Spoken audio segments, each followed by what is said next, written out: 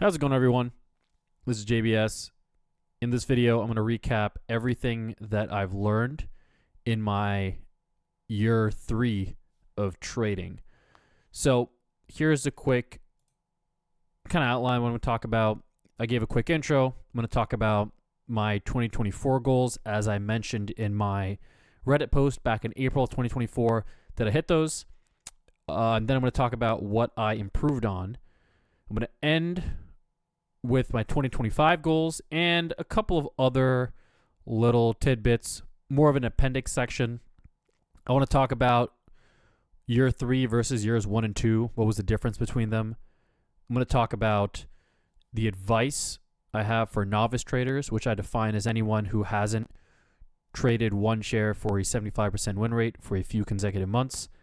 And then I'm going to talk about some non-trading improvements, just changes I made in my life over the past year and a half, not trading related, but I felt like have helped me and my trading.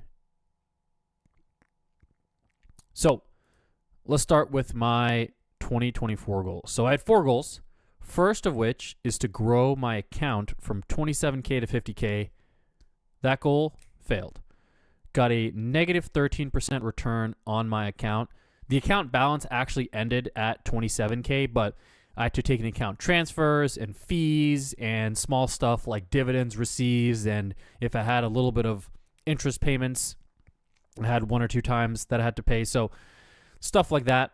When you net all those things out, the actual gain on the account, minus 13%.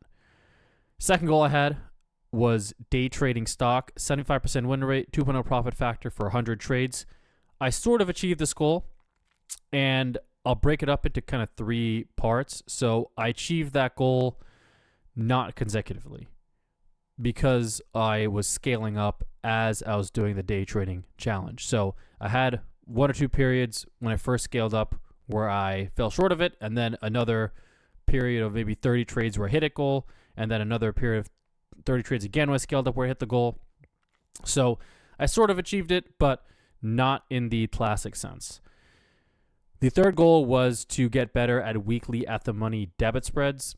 I abandoned that goal. I took some debit spreads throughout the year, had mixed results. The main problem for me was that I did not know when to quite apply the debit spreads, and I might get 3 or 4 wins, and I honestly even had maybe like a 70% win rate on the debit spreads, but I'd have 100% loser and it would wipe out 3 winners.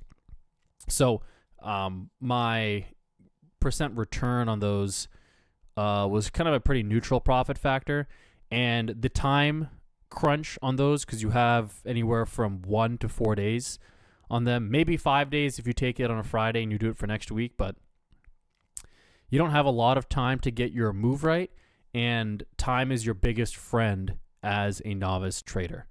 So I abandoned that goal. I learned what I needed to learn, and there are some cases where it's appropriate, but it's not something that I'm currently doing. The fourth goal is to make daily videos. So I wanted to make a video every single day for all of 2024 and give a pick every single day. And I achieved this goal. Now, in some videos, I didn't give a pick. Some videos I gave maybe 2 or 3 picks. And it pretty much summed up to about 236 picks, 235 picks for the year. And it doesn't include, out of the 252 trading days, I didn't trade all of December. So you take out, let me check here. Let's call it 7 days at the end of December. 1, 2, 3, 4, 5, 6, 7. So 235 trades out of 242 days. There was also a couple of days where I was out. So I think for the most part, I hit that number pretty well, and I achieved that goal. So let's talk about what I improved on. Now, when I first wrote this video, I had a whole big section on what I improved on and what I struggled with and what I learned. And when I was rewriting it, and when I was actually reading it the first time, it didn't really flow too well. It was kind of repetitive. Things that I struggled with were things that I improved on. Things I learned were things that I struggled with, which is things that I improved on. So things that I struggled, improved, learned, they all kind of come into this same bucket.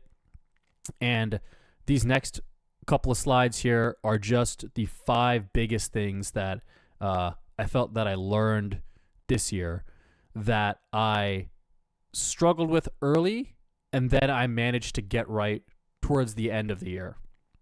And I think that's a lot more helpful. So let's talk about the first one here, which is thinking in terms of cycles. Now, I put this first because I think this was probably the single biggest concept this year that transformed my trading. Now, each slide here is going to have a before and after. So this before is kind of from, beginning of the year to April 2024. And the before will kind of vary as we go throughout these slides. But now, before I was kind of reading that article, I was thinking a little bit too linearly. I would have maybe one good month and say, okay, well, let's say I made, X dollars this month. Well, for the year, I'm probably going to make, 12X, right? And I want to make XXXXX, right? The same amount every month. It's way too linearly, way too evenly spread. And big nope, right? That's not how the market moves. It doesn't move in a straight line. It oscillates. And I'm just going to bring up this trading view chart here, right? If you look at how the market's moving, here's a straight line, right? And so when I'm linear like this, okay, straight line works, straight line doesn't work, straight line works, straight line doesn't work, right? There are dips and there's oscillations, and we want to get in on these dips as this trend matures. But I didn't quite understand this concept until pretty much we got close to the second half of the year, and then there was all this volatility, so I didn't quite get into until pretty much about here. I got a little bit of it in May, a little bit of it in July, but really kind of put it together in November and December. So that was a pretty big one. The second thing that I was kind of oversized and overpositioned going into the beginning of April. And now I expected this rally to just kind of keep going on, right? I knew people were saying, oh, hey, it's getting weak. We got mixed choppy candles. And I was like, all right, cool. As long as we get above the 50, stay above the 50, I'm fine. And then we got this big bearish engulfing candle that just like ate away so many of my positions on that day. And then we got that follow through selling a little close to the 100. And then we started to rally up and find some support. But I was out of sync with the market, right? I was oversized and over leveraged here. And I was taking a lot of short-term swing trades, right? So I would take a trade and then it would last maybe anywhere from 1 to 4, usually 1 to 3 days, 3 days on average, but even sometimes like 4 or 5. And I would take gains into strength. And it ended up working actually pretty well for this back half of the rally where I'm in and out of trades. So the market condition deteriorates. These shorter-term swings end up being pretty good. But eventually, I got the swings. They're not producing. I'm putting on more swings, putting on more swings, putting on more swings. I had confidence from trading well earlier. I'm putting on more size, and then boom, right? So oversized, overpositioned, too many longs on when I should have been reducing risk, and I was out of sync with SPY. I think that's the clue here with the cycles, is syncing up your analysis with what the market's doing. Now, here's just the numbers to concretize this. Now, from November to April 5th, I made 5.5K. In the remaining 3 weeks of April, I gave back 4.3K. So I gave back almost all the gains from 5 months in 3 weeks. On April 8th, probably the biggest single day loss. Actually, no, that's not true. Not that I've ever taken, but probably since I took that huge MES trade when I was like learning how to trade 6 months in. Outside of that, this is probably the biggest single day loss that I've taken since then. 2.9K loss on a single day. Keep in mind, I have a 25K account, right? So that's a pretty hefty loss for me. And then next week, right, got another 1.2K loss. After that, another 1.1K loss as I'm puking out of these positions. So I'm slowly just giving back all of these gains over time. And that's because that I expected this just to keep going on and on and on and on and on and on. And I'm like, I'm short-term swing trading. I'll be fine, right? And then gave all of it back over here.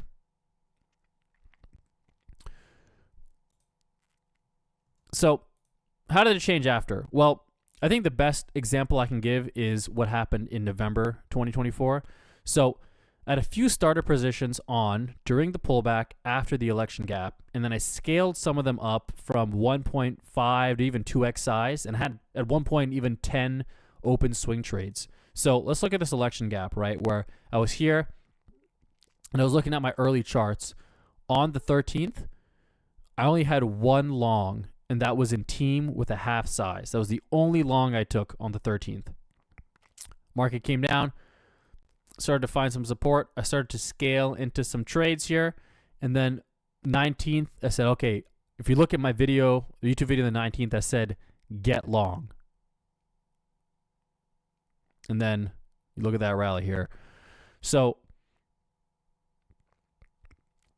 I was a lot more sync here, right? I knew that this gap, the support's going to be tested. I'm not sure when it would come in. I said, okay, well, it could come in at the gap. It also could come in at the 50, maybe at the bottom of the gap. It may even come in above the gap, right? We're going to have to wait and see what happens over here. Even maybe at the prior all-time high. So that's what I was looking at. And in that span, I made $3K in those 6 weeks from November 5th to December 20th. And this time, I knew that after those monster gains, I'm going to have to lie low for 1 to 2 weeks. And I haven't given any of those gains back. I've been in sync with SPY since November. So that was the clue. I knew that after this move, with some light volume candles, we're starting to compress. I'm scaling out of positions. And by the time this candle came, I had probably 1/3 of my original exposure, and I was willing to weather any dip or even a long red candle until I got one, and I took gains the next day. And I got in my positions, big chunk of my positions the next day.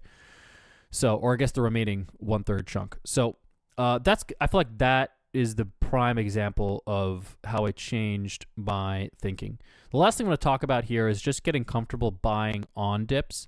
Now, I remember May over here, we got this bearish reversal off here. I took some longs, some swing longs into this here, and I didn't hold them for as long as I could have. Second thing here, when we got this red candle through here, we got a tall bounce to test over here, and then another higher low and big bullish reversal on that kind of action. I took some swing longs as well. So I was getting more comfortable buying in on dips, but I had to kind of basically take a big blow here first. And I took some swing trades here, but I didn't quite have the confidence until we started to actually get back up above the 50 over here. So it's getting a little more confident with buying those dips. And by the time we got over here, I knew the intraday price action I wanted to see. I knew that I would slowly start to enter trades and scale into trades. I knew where we were in this cycle, what kind of confirmation I needed to see in the cycle, and what the liftoff would pretty much look like. All right, so I was thinking in terms of cycles. The next thing is just some other plain old technical skills. So to reiterate the prior concept, I didn't grasp the idea of cycles. And, later, after doing a lot more work and analysis, I began to understand cycles and just kind of entering the cycle both for the market and the stock. And really trying to find, okay, well, here's a strong trend, wait for a contra cycle, a pullback or a compression, and then once we find some support, entering right when that support comes into play. The second thing was that I was too mechanical with my exits. So when I was trading this long rally here, right, I did pretty well. I took one long swing in Abbott, and that was a really nice win. But for the most part, I was taking small gains. So find a strong stock, take gains, 1 ATR, find the next strong stock, take gains, and it did work. And I'm not saying you shouldn't do this, but I think you shouldn't only do this, was what I learned. That when I'm in over here, I need to ride this move up higher, and then when it starts to get more patchy, I need to start taking some gains and start doing some shorter term swing trades.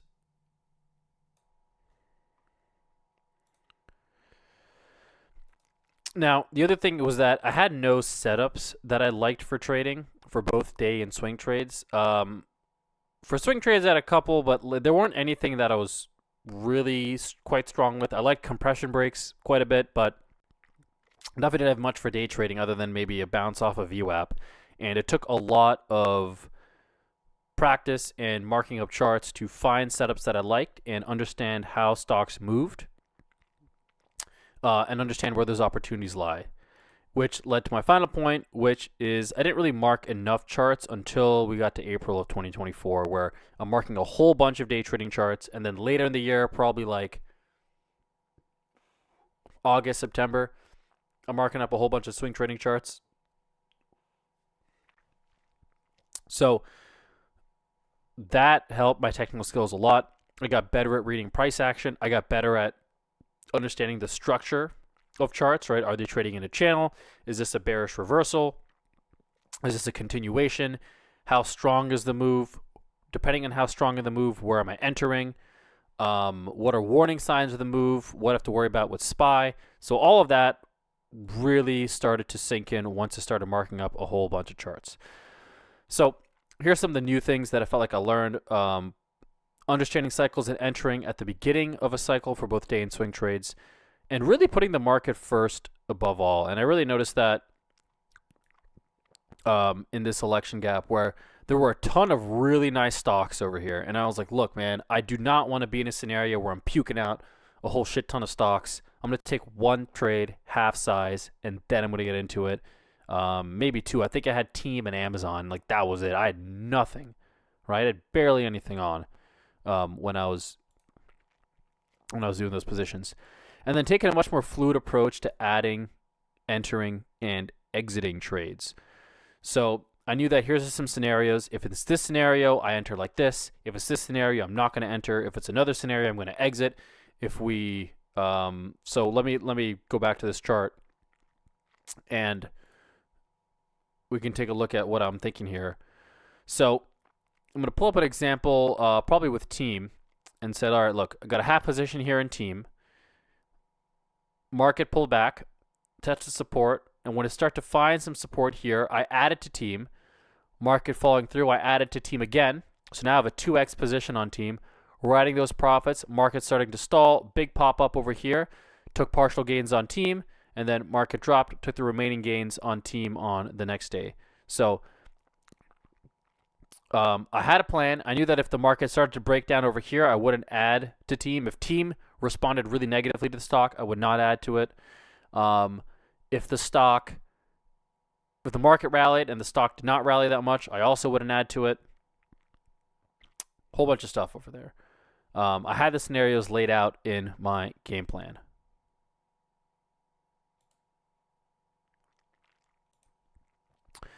Final part was just using some AVWAPs.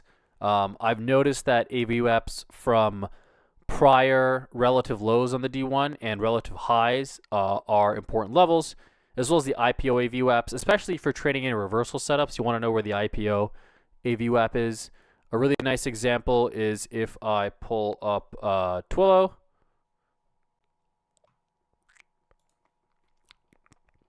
Right, so this is, you can see I traded this stock, super strong, stacked consecutive candles. Got one pullback here, and then we took the trade somewhere around 98. You can see it tested that IPO AVWAP and rejected once, didn't get knocked back too far, pushed up higher, and then when starting to chop around here, that's when we started to take our gains in the stock. So this was an important level. You can see how it's acting as support and resistance. So, that mattered.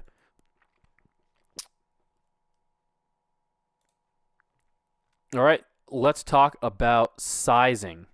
Now, did a lot of experimenting with sizing this whole year. In January and April, I kind of scaled up very quickly, and I was focusing much more on reward than risk. I did one share, and then towards the end of January, I'm like, all right, let me try like 10 shares or something, scale it up a little bit. Let me try like one contract, and I was doing really well with the small wins, with the contracts, but the short duration. And I did know my risk, but I wasn't focused on my risk. I didn't size according to that risk, and that's pretty much what ended up biting me in the ass when the market pulled back in April. The other thing I did was when I took the big hit in April, I was focusing a lot on day trading, and then I started day trading one share in May and June. 10 shares in July, 100 shares in August, and 500 shares in September. Some trades were using 4x full account in one trade. So I've gone from the smallest that I can go to the largest that I can go. And even though I took some blows with the largest one, it didn't destroy my account. And secondly, I did learn the sweet spot. I kind of knew what it felt like to size up too hard. There's a couple of trades where, I'm maybe at like a 27K account or something. And if I'm trading big size and I'm taking, let's say like a $700 loss or $800 loss on or something, I am a couple of trades away from falling below PDT. So I'm far too close to that PDT level. And it's just the psychological feeling of taking a big blow to the account and not quite knowing how big of a blow you're willing to take. So I remember that very clearly in an NVIDIA day trade. There was some TA. I thought, it's going to cross through, blah, blah, blah, blah, blah. Had a quick window where I could get, maybe $400, and then it hit me hard. I took a $1,000 L on that NVIDIA day trade, set me below PDT. And I remember thinking that my margin for error was so low, not just because I was below PDT, but if I have any drop in decision making, my skill isn't high enough where I'm able to get out for a good loss. A lot of times, you're going to have periods where you're really on top of it, and then some periods where maybe you're not as on top of it, especially when you're learning. And if you're sizing too hard and you hit one of those rough patches where you're not really on top of it, you can lose money. So those are some of the sizing things that I would say struggled with, but just kind of experimented with. Took some blows, but survived. And now, I'm really putting the max risk in front of me. And in my current challenge right now, which I'll get to at the end, but I already made my first weekly trade review video on that, and I talked about it in my 2024 trading recap. I have a 30K account, trying to grow to 60K by the end of the year. And my max risk I've capped at 1% of my account size. So that means if I'm trading I kind of know where my support is, and I know that a close through that support, if I'm trading a 1x size position, should be $300. If I'm trading a half size, right, standard close might be $150. I may even take a drawdown to $300. So I have a much more clear idea of how much I can lose on trade, and I'm putting that risk management first. Now, no one trade also makes or breaks me. I'm structuring it in a way where it's a series of many consecutive wins over a long period of time. All right, let's talk about game planning. So to reiterate, before kind of early in the year to April 2024, I would take trades at exit for profits on a 1 ATR move regardless of the market dynamics. I like the short-term swing trades. I like being in and out of trades. I like not having to think about the exit signs. So I had a game plan, but it was limited, it was mechanical, and it wasn't the best game plan for all market conditions. I also didn't have a clear enough game plan for my day trades and my swing trades, and it's much more important for my day trades where time is of the essence and moves happen quite quickly, right? You have to be watching those M5 candles and also watching the SPY M5 candles. I think one of the hardest things to do on day trading is knowing when to exit. I think entries can be a little bit more mechanical, but exiting is far more of an art. And you have to have a game plan for SPY in the M5, SPY in the D1, which contextualizes the M5, the stock in the D1, which contextualizes the M5, and all that jazz. So a lot of writing down I had to do, a lot of documenting, while I'm just on what I wanted to see, what's the play-by-play for the stock, and what is going to change in my plan, or what I did not account for, or something that threw me off for a loop, right? The better your game plan and the more reps you get in, the less you get thrown off by certain things that the stock or the market does, because you've seen those scenarios play out many, many times. Now, the changes in my game plan were three big things. The first was that I revamped my entire market template. I had my long-term bias, I had my short-term bias, I had conclusions as to, okay, based on all this information, what do I think is what I think is going to happen with the market, where do I think it's going to go, distill all that down to a single sentence conclusion. And then I also scenario planned a lot more. Where could it go? Where could it not go? And I would quantify the different probabilities of events. So I'm going to give an example here. Let me go back to SPY.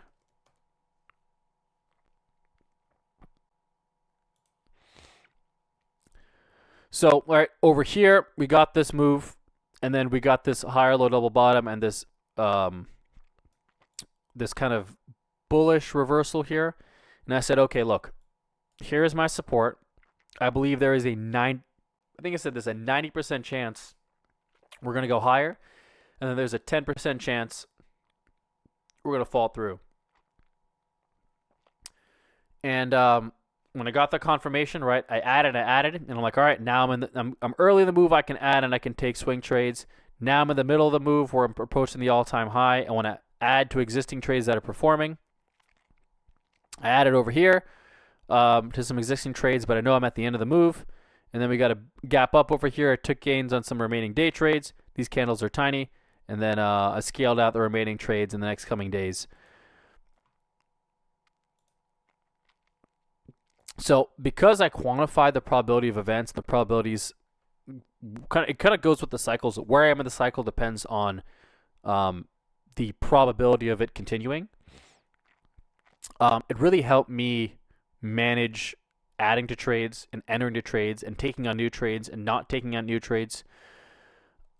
It also helped me when I quantified the probabilities of stocks that went against me. So if I look at something like Amazon in that same period, so where is that trade on Amazon? Yeah, so had this breakout, pull back right here, took Amazon here. It had follow through, and then it had a deeper pullback to test this breakout level right here, this all-time high, and also this gap up coming in right there.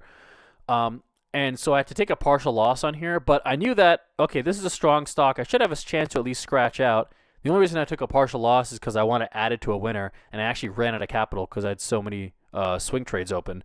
So we're down over here, and I'm like, all right, look, there's some chance that Amazon, it could test the 50, it could even break through, but there's a much higher chance it's going to come back up and test the gap. Now, it is being a bitch, but you know, sometimes it happens, and because it's gonna move up a little bit higher over here.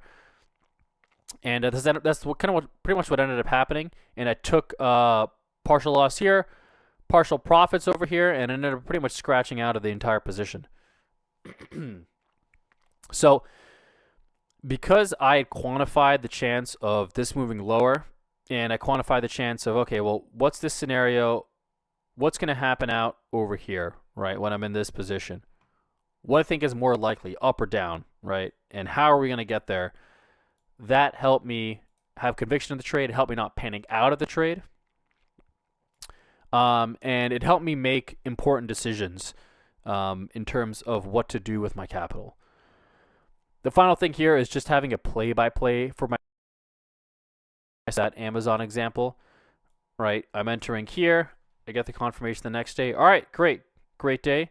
Okay, get a little bit of pullback. All right, it's a little choppy, not too worried. Big gap down. All right, don't love that. Market also fell down here. Market stalling. Amazon also stalling, but poking lower. So I'm like, all right, not done liking this. This is decent. This is decent. Okay, we're finding some support. Don't like that poke above over here. We got another close over here, but we can't quite get to that low. So I'm not a fan of this, but it's still not over yet. Okay, that's a decent day. We're back up here. Okay, we're through most of the gains. We're through this downward sloping trend line through that channel. We're getting some follow through. Now we're into the gap. So we just need to break into the gap with some market tailwind into the gap. All right, we're good. Close to the all-time high. I think we can still crack through. We got some time in this move. We got a breakout gap up over here. I'm going to take some gains. So the play-by-play each day, it just said, all right, you know, what happened? What do I like? What do I not like? Instead of keeping this all in my head, I write it out and I adjust my probabilities accordingly on whether I think the trade is going to be successful or not successful.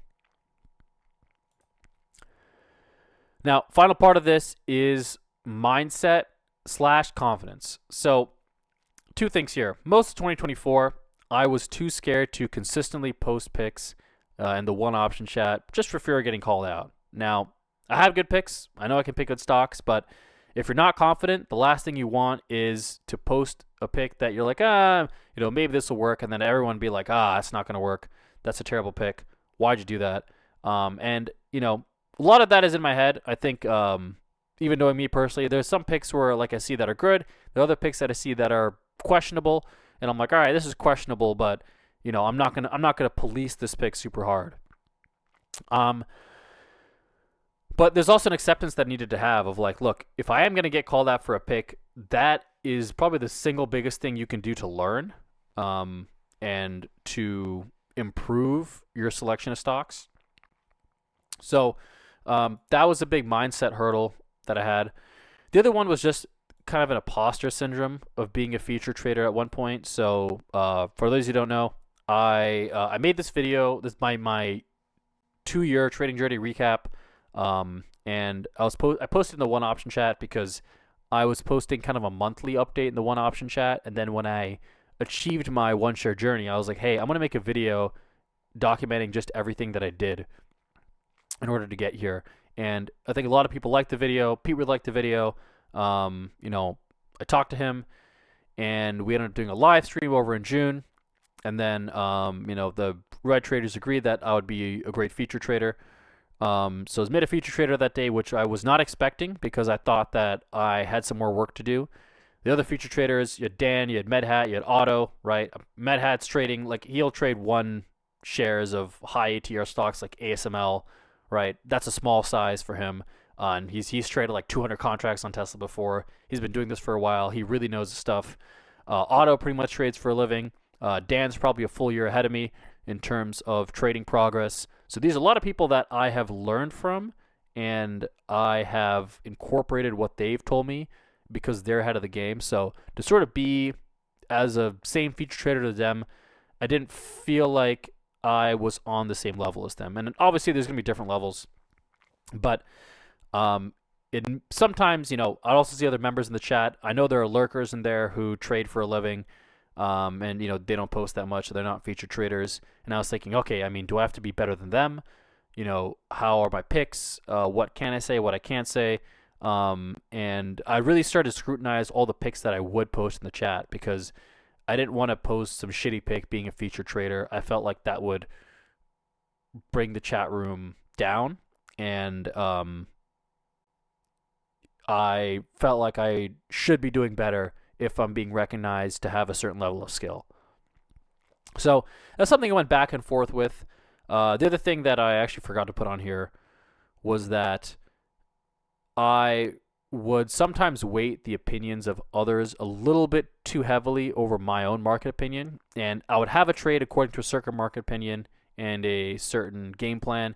And then maybe Pete has something where it's like, actually I see it a little bit this way. Maybe Horace has something, I actually see it a little bit this way. And there are a couple times where I just panic out. I'm like, you know what? They're pros. What do I know? I took this trade because of X, Y, and Z, but they saw A, B, and C.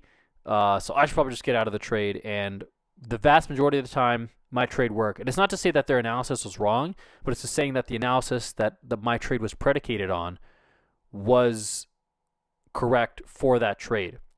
And they're trading according to their own analysis, which is why it works. So my trade with their analysis does not work. Their trade with my analysis does not work. Their trade with their analysis works. My trade with my analysis works. That's something I had to learn a couple times the hard way. But it just comes down to confidence, comes down to building up your skill and knowing that you are good enough to do this. So some of the changes that I made, I felt like the growth I made this year, in 2025, I think I posted probably 90% of my trades in the one option chat. I haven't really had too many dips of confidence, a little dip in day trading confidence very recently, but not that much. I know I have good picks because out of the 235 trades I gave, I won 78% of them. That's been really big for my confidence in picking great stocks and being in sync with the market. Also knowing my floor as a trader, right? I think I lost 13% last year, and I made a ton of mistakes, right? I lost almost 3K in a single day. I'm trading, 4x margin, full size on a single day trade. I think I've lost 1K on a day trade in a single day. Made a whole ton of mistakes, learning stuff, sizing, technical things, everything I previously talked about, right? The technical skills, the cycles, the game planning. I already mentioned the sizing, but to reiterate the sizing again, had to learn all that stuff. And even with all that learning and all those things that I messed up on, didn't destroy my account. It's still there, still intact. And I managed to put those things to work in the back half of the year and redeem myself. So a lot of that gave me some confidence. My 2025 goals are two things. So first, I have a 30K account, want to double it to 60K at the end of the year, which is more gross revenue. So I'm not going to include any fees in that kind of thing. They're going to be pretty minor, or dividends, or minor interest stuff, things like that. 30 to 60K end of the year. That's the number one goal. Second goal is I'm going to have a small futures account. Probably might start at 3K instead of 5K, but I want to do this for very specific situations where I am swinging SPY, and my sizing is such that by buying shares, it takes up too much buying power. And that's something I ran into in November, where I took a SPY swing. I was like maybe there 50 shares, and it used up about half of my swing trading buying power. Things that I actually could have used and allocated to some other trades. And I had to make not many, but a few tougher decisions. So I think for day trading right now, the commissions and also the sizing, it's very tough to trade futures. Most of the time you should not trade futures. But for swing trading, my swing trades on SPY are pretty good. So I'm going to have a probably small futures account. I want to see if I can grow it this year. We'll see what the market conditions give us. It could be that year where may just not make sense to swing trade SPY. If we're going to have a 2022 year, if we're going to have a 2024 year, I may have some great opportunities to get in some SPY swing trades. The reason I failed to grow my account last year was that there was more growing I needed to do as a trader before I even thought about making money. And I don't regret setting those goals. It's fine to set goals, and especially if you're trading, you're going to set goals and you're going to fail at them. That's okay. The biggest thing is what you learn from those failures. And the realization I had is that I just wasn't good enough yet to think about money. So I know my current level now. I have a lot of good picks. I'm good enough to break even trading. Can I prove that I can make money? I think I'm at the spot where I can start thinking about this as a business. And we'll see. Maybe I'm wrong. Maybe I have some more learning to do this year. And if that's so, that's fine. But this goal is the line of the sand that determines where I need to grow to achieve this, and if I'm ready to take this next leg up.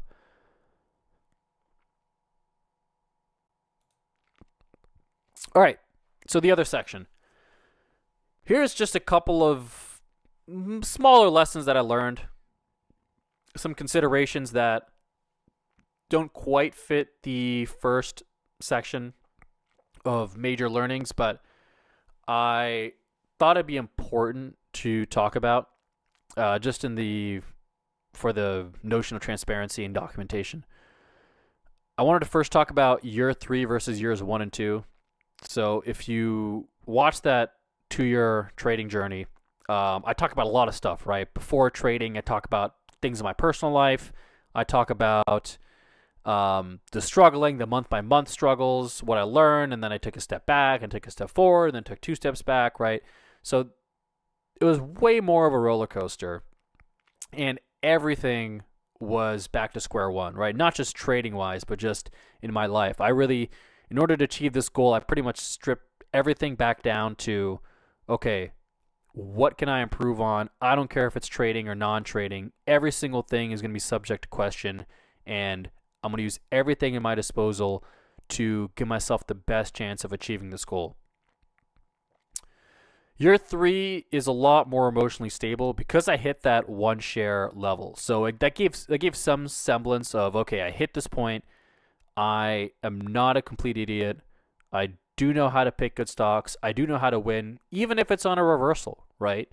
Even if it's on great market conditions, it's important to be able to win in great market conditions.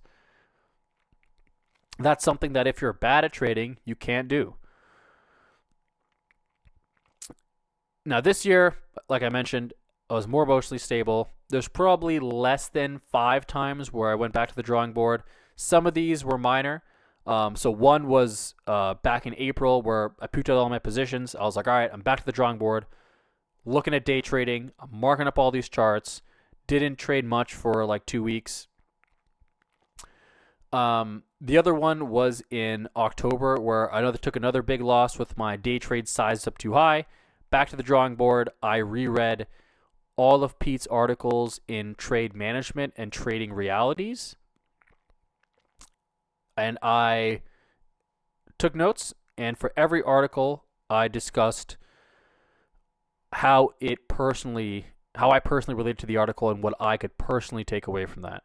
So those are the really big 2 times I went back to the drawing board. One other small one was when I first scaled up my day trading from 1 share to 10 shares in July. So going in July, I think I'd won about 60 day trades, had like an 80 to somewhere between 80 to 85% win rate. I had like a 5.0 profit factor, and I'm like, all right, I want to try 10 shares. Mentally just screwed me up for 2 weeks, right? I was 50% win rate, I think like a 0.5 profit factor. I just like it messed me up for 2 weeks. And I had to kind of refocus, get back into these trades here, and then I kind of managed to right the ship in the next 2 weeks and made some improvements. So there was a handful of those moments this year, but it wasn't like the first 2 years where it really felt like every month or every other month I was just it felt like the world was, the sun was about to explode, and then I had like a major Buddha-like epiphany. The second thing was that the lion's shares of the gains I made in the first 2 years were technical. And year 3 was technical and also mental. I would say the first 2 years, there were some mental gains for sure, but a lot of the reason that I wasn't succeeding was just because I was bad at trading, right? I just didn't understand important market concepts. Wasn't able to read price action and volume as well. Maybe I've over-relied on some technical indicators. Year 3 was like, all right, like I knew some of the stuff. There was some technical gains to be made. It was the sizing. It was getting the confidence in the trades. It was doing the videos. So it was just kind of repeating the process and refining the process. Year 3 is a lot about refinement and stop doing dumb stuff, right? Stop picking terrible D1 charts. Stop, oversizing when you don't need to. And this is really where I feel like the technical and the mental go hand in hand, where if you understand what's going on technically, it starts to just not make any sense to have certain actions.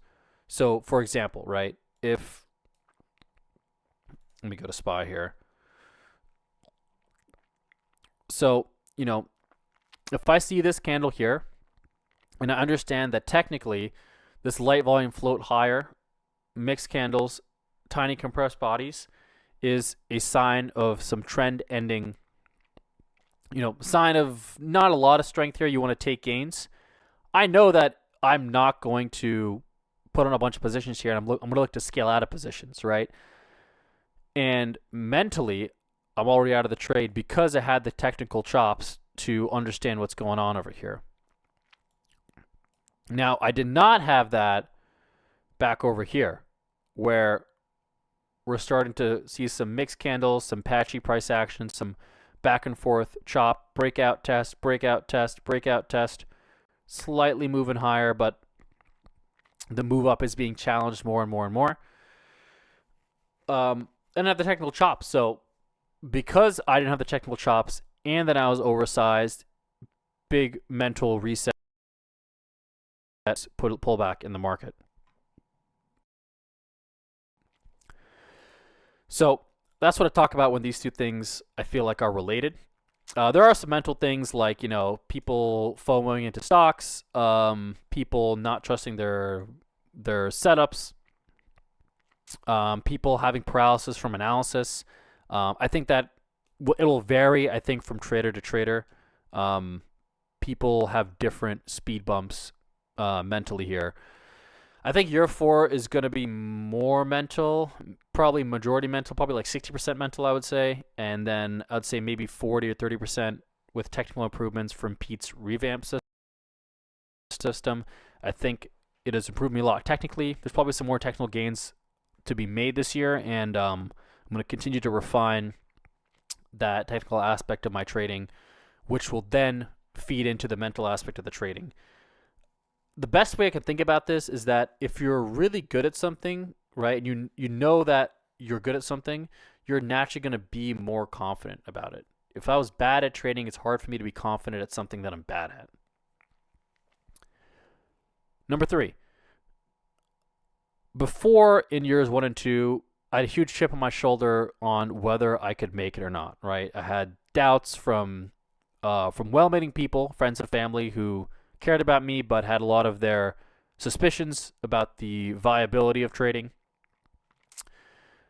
Don't really have that chip on my shoulder.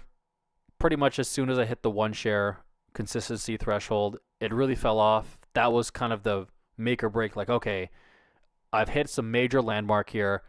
I know I have a much better shot at being successful than before hitting this major landmark. I think this intermediate purgatory is an idea that I've thought about a lot this year, where you've hit this mark, you've traded some size, but you haven't hit some success. You make some gains, you give back some gains. You can read the market, but you still rely on the pros a little bit too much. You are sometimes in sync with the market, sometimes not. You trade decently in good conditions, but you also give them back in poor conditions. And you don't really go anywhere. And you kind of know enough to actually succeed, I think. But you're still that level below before you can actually start to make money. And, I don't know how many people are in this point for the record, but I have a hunch that a lot of people, not in one option, maybe some in one option, but just across the trading community, people who've done this for maybe 2 or 3 years and have not found success are in this intermediate purgatory where they have mixed success. Maybe they're break even if they're decent, but they're just floundering around, right? And they're just kind of chasing shiny objects and not really getting anywhere. So I do not want to be stuck in this level, which is why I have those 2025 goals. I need to have some metric that says, okay, you achieved this goal, you've made money consistently over a period of time, right? If I hit that goal, I know I'm out of the purgatory. I know I'm good enough to win because of my daily video picks, but I know right now I'm not good enough to make money, and I need to find out if I am. Number 4 is that I'm not a emotionless trading robot. I think there's a lot of people have talked about how, best traders, they don't feel any emotion. They're, just completely robotic. I don't think that's actually true.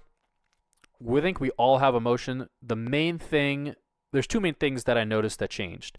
The first is the magnitude of the emotion, and that kind of relates to the first point where I'm much more emotionally stable. When something happens, I've seen it before, so I'm not freaking out. I'm also not overly greedy, right? I know when to push. I know when to peel back over here, and that all comes from improving your technical understanding of the trade. But there is a little bit of emotion, and that emotion is synced in with the market. And that's, I think, what pro traders have. So let's use this example again. Let's get back over here. Here, right? Pull back, finding support. I'm getting more confident over here. And I'm really going to be pressing my trades. I'm adding to winners. I'm adding on new swing trades and so on. So you could say I'm being greedy here, but my emotions, right, of greed is synced in with this support on a market dip. So we get that over here. Then we get this float up higher. It's looking decent. And then in the middle of this move, I'm still a little bit greedy, but not as greedy as over here because we have the liftoff. So we're getting the liftoff over here. And now I'm more cautious, right? if a novice trader would need to see this move before they start to get long, oh, okay, breakout to the all-time high, we have the follow through, we've held the breakout, I'm time to go long all the way, baby, and then, right, starts to compress and not really go anywhere. If you look at Pete's comments, right, where he's like, all right, start to take gains on your swing trades. These are tiny-bodied compressed candles. Take gains over here. I am being cautious. And he is early with this caution, and his earliness is rewarded. He's one step ahead of the market. So his emotions were synced into the trade. My emotions were pretty synced. And again, like I said, I had a third on over here, and then I was willing to take any heat. We got that bearish long red candle, bearish hammer, or bearish engulf out of the trade. So as you get better, my point is that your emotions get more in tuned with what the market's doing. If I'm feeling some fear, it's because the market has done something or it's in the period of uncertainty, and I'm feeling some confidence, it's because a great opportunity is setting up. This also maps onto stocks. So if I'm feeling confidence because the stock, maybe the market's pulled back, the stock has held its own, didn't really react too much, maybe it's compressing. That's when I feel confident. If the stock has, markets pull back, stock really, really dropped hard, I'm not going to feel confident. I'm going to feel a little bit of unease, and that's because the stock did not do what I wanted it to do. Number 5 is that I know my stats. I'm about an 80% win rate trader. And that goes to my trades. If I look at my YouTube picks videos, have been mixed. There's some periods where I'm winning 90 to 100% of my swing trades. There are other periods where I've won 50% or less. I know that my floor is 60%, my ceiling is 90% plus, and I have a standard deviation of about 10%. So all those stats were super helpful. I know that I'm pretty, like, there's a floor about how bad I can be. And my ceiling is typically in certain types of market conditions. Now, the improvement that I need to make here is that avoiding lower probability situations and not bleeding out my money there, and then pressing harder and higher probability situations. So knowing your stats is very helpful for both day trading and swing trading. The other thing you need to do is just marry your stats to what's happening in the market. See how your stats do in choppy conditions like the ones we're experiencing right now, how they are doing in more trending conditions with orderly price action. Compare the difference. Number 6 is experimenting is a double-edged sword, is my take on it. I've thought about this quite a bit, been back and forth on the issue. The trade-off with experimenting is that for many people, trading is not the only thing that they do. They have to balance time, effort, and money with their normal, if they have a 9-to-5 job, if they have to take care of their families, they have to have other responsibilities, other hobbies, other passions maybe. So you have a limited amount of time when you're learning how to trade. So with that time, you have to be especially pointed in what is the best use of that time that it will get me to be a consistently profitable trader the fastest. That's the main question here. Now, the best thing you can do is we have a proven system, right? Relative strength, relative weakness. Get the market right, long term. Get the stock right, D1. If you're a swing trader, focus on that first. Master that. And I think not a lot of traders, but I feel for me personally, I got to a point where I was pretty good at the stock D1 and I was okay at the market D1, and I started experimenting. And the good thing about experimenting is that you learn to think on your own, and you learn to look for certain patterns. You also stick with the statistics more. So if I'm experimenting with one setup, I'm not going to be ecstatic about one trade. I'm going to look at this trade over 100 trades. So that process, I think, is important for understanding stats. But a lot of experiments are going to end up as failures because, one, a lot of the red traders, the pro traders in the one option chat, I got Dave, Hari, Pete, right? They've tried a whole bunch of stuff, and they know a lot of things that don't work, which gives them confidence into the things that do work.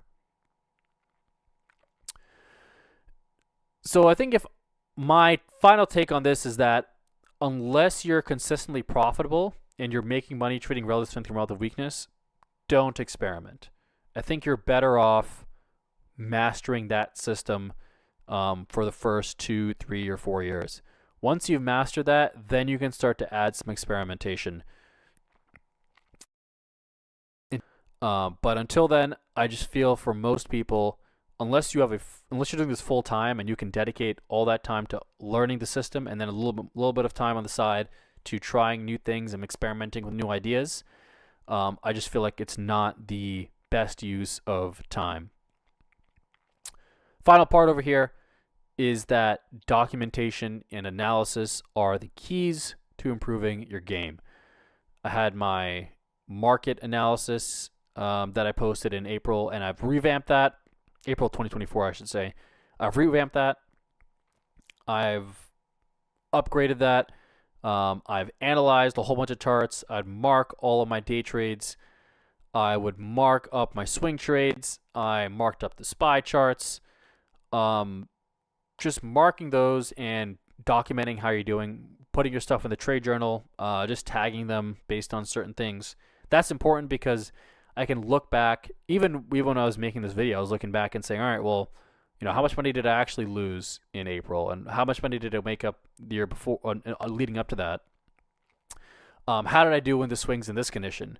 So the only way you can really feel confidence is to know your stats, and the only way to know your stats is to document what you're doing and comparing your trade, analyzing setups over time, seeing new things you noticed, new things you didn't notice, and so on.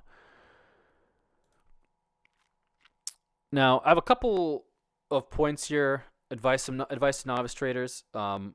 First off, let me say this.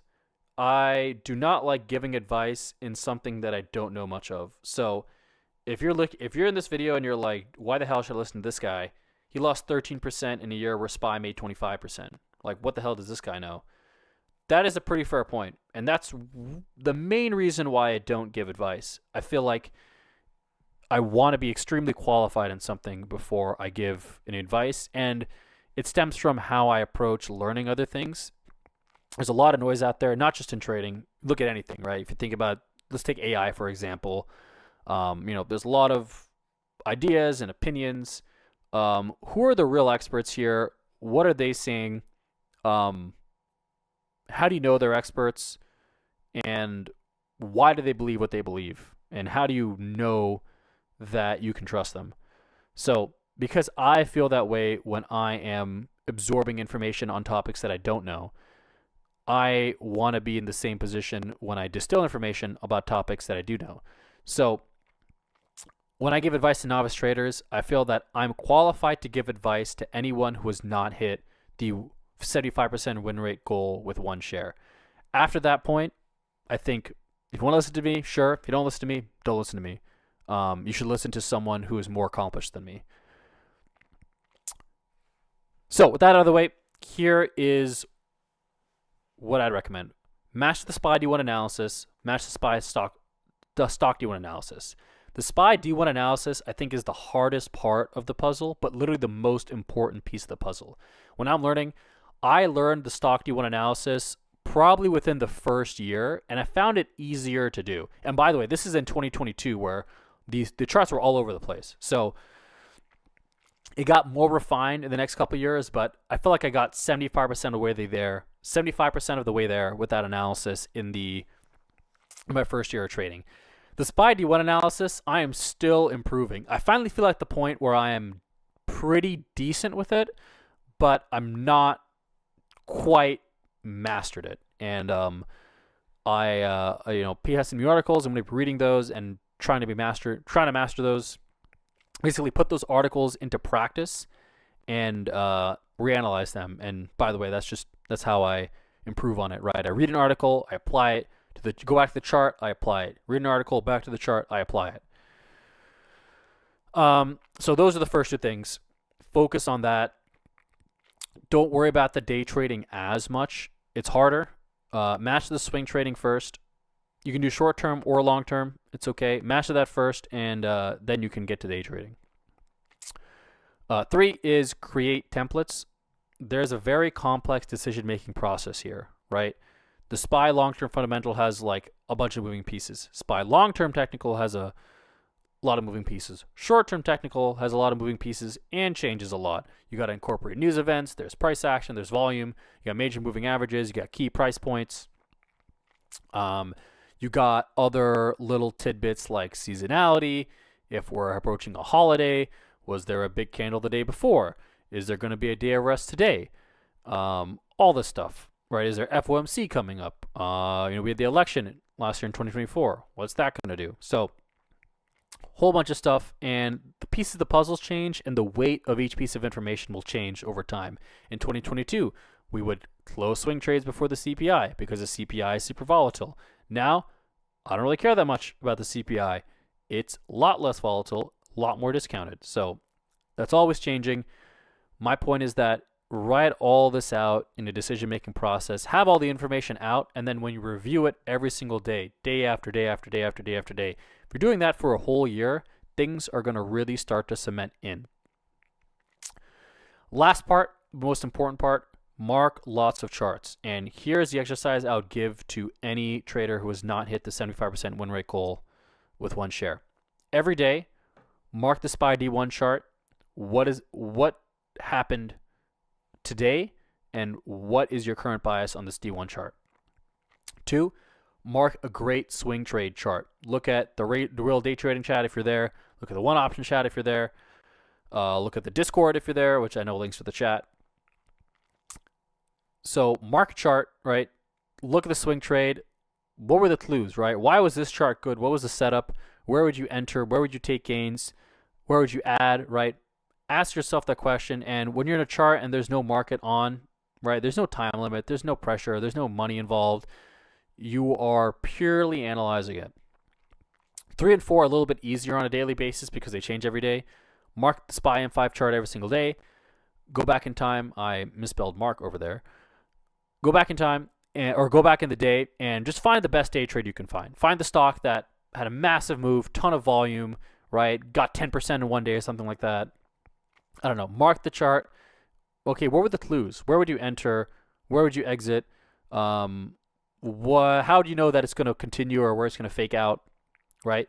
If you mark those 4 charts every day for 1 year, you are going to see a ton of patterns. And honestly, probably after a month or so, you're going to get very privy to this. Maybe like give it 50 charts, 30 to 50 charts. Through that, you're going to see a lot of patterns. So that'd be my advice to any novice traders.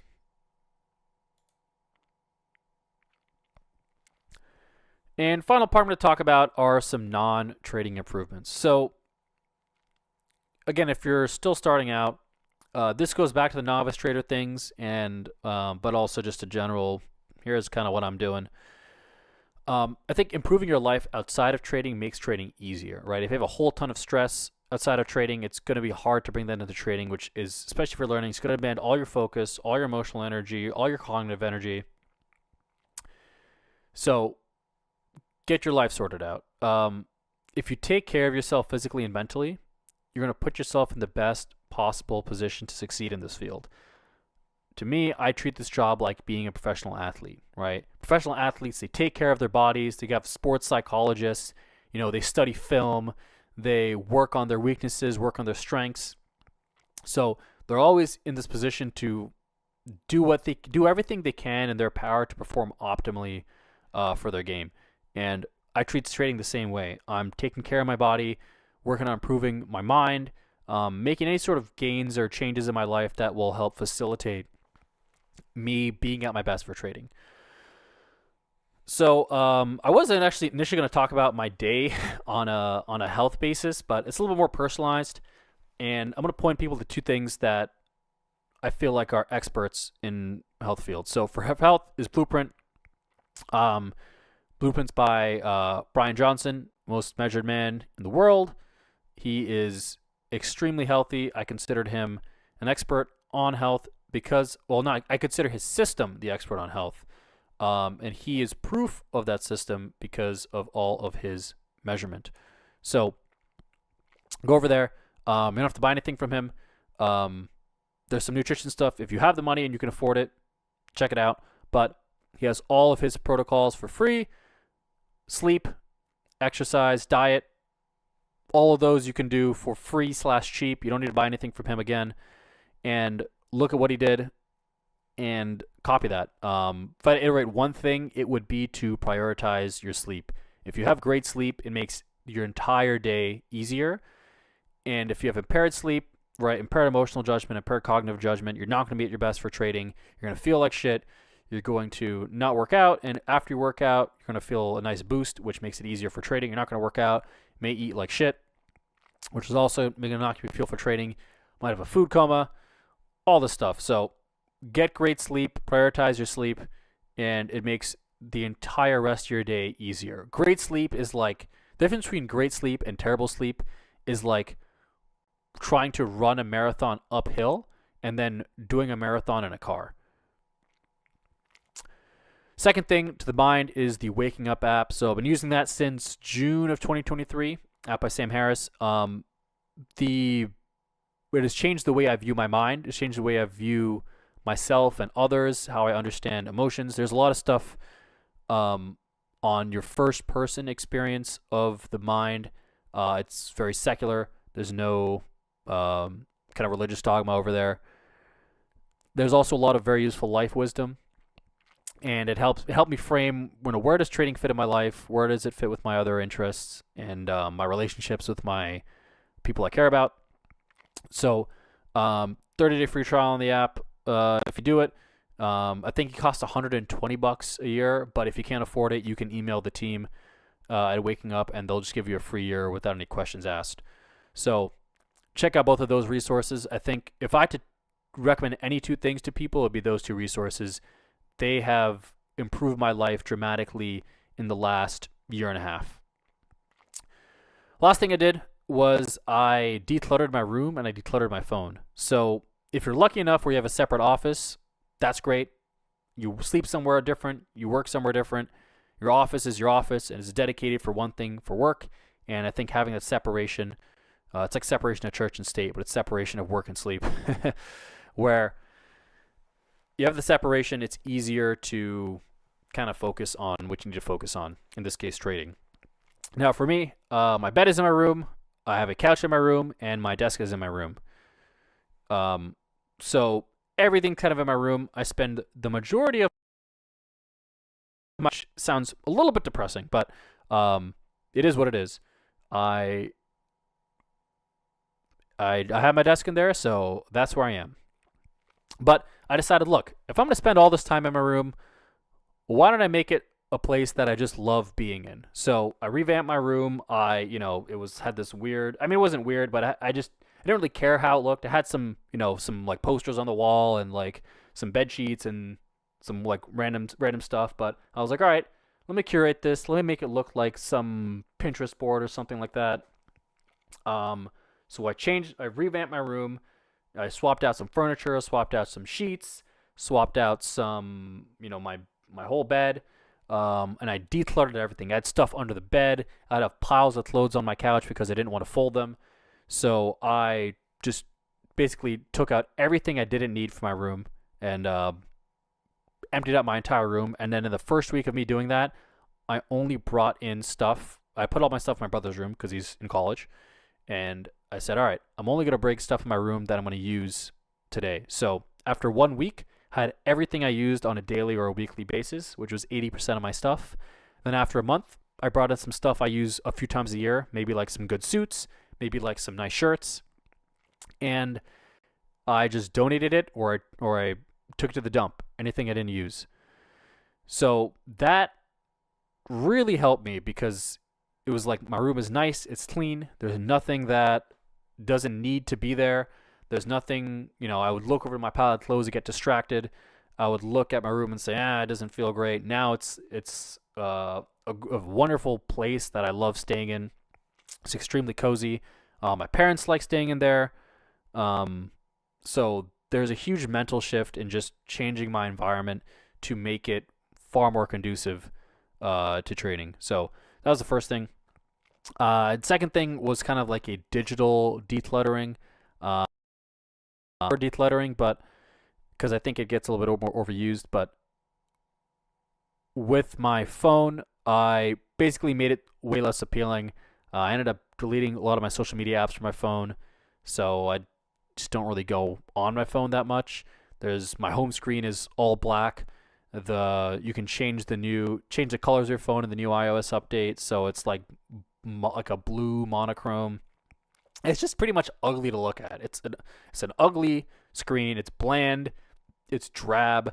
It's not appealing whatsoever, and that's exactly how I want it to be.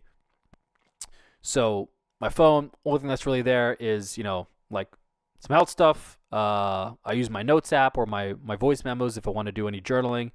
I have my waking up app on there, and my most used app now is Spotify. That's the the biggest app I use. Listen to music or podcasts or audiobooks and stuff. So um, that's kind of the big personal tidbit of just making your environment conducive to trading. I found has really helped me. So if you have some time, and even you don't have to even spend any money if you're just getting rid of stuff, but if you do want to revamp your room and make it a nice place to be, nice space to be, I think you can do for your trading. All right, so that is it for my third year of trading. I want to end with that 2025 goals again, from 30K to 60K. If I have a small futures account, we'll see if I double it. Not so worried about that. That's more of a leverage thing in very specific scenarios here, and only for swing trading. But we're gonna see how it goes. I'm gonna have weekly trade reviews videos where I review all the picks I give in a week. I think it's gonna help people to see what I'm really taking here. It's also gonna hold me accountable for if I'm doing dumb stuff.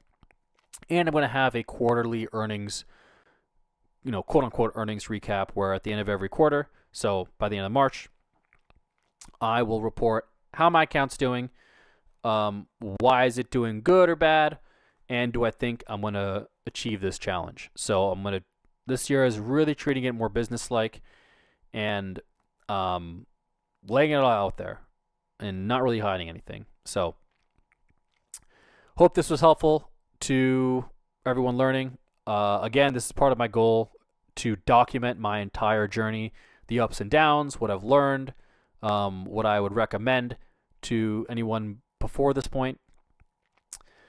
So, yeah, hope this was helpful. And we'll probably do another one of these at the end of 2025, and we'll see if I manage to meet my goal or if I fall short.